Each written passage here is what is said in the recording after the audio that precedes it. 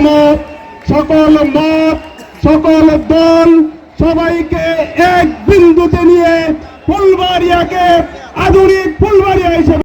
প্রিয় ফুলবাড়িয়াবাসী, আজকে আপনারা এই ফুলবাড়িয়া ডিগ্রি কলেজের যে মিছিলে সমবেত হয়েছেন, এই মিছিলে আমি মনে করি আমার প্রতি ভালোবাসা থেকে এসেছেন, এটা যেমন ঠিক তার চাইতেও আপনারা দাঁড়িপাল্লাকে ভালোবেসে এখানে এসেছেন।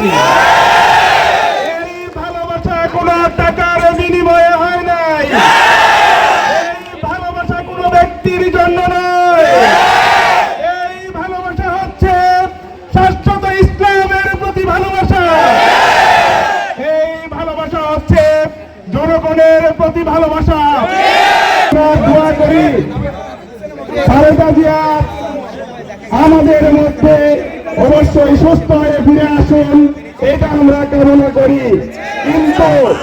কিন্তু এই খালেদা জিয়ার অসুস্থতাকে পুঁজি করে একটি মহল এই ফেব্রুয়ারির নির্বাচনকে পিছানোর জন্য পাঞ্চাল করার ষড়যন্ত্র করছে।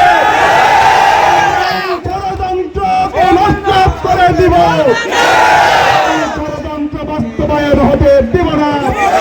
সরকারের কাছে তোর দাবি জানাই, ফেব্রুয়ারিতে ঘোষিত সময়ের মধ্যেই জাতীয় নির্বাচন হতে হবে এবং এই জাতীয় সংসদ নির্বাচনের পূর্বে অবশ্যই গণভোট কার্যকর করতে হবে।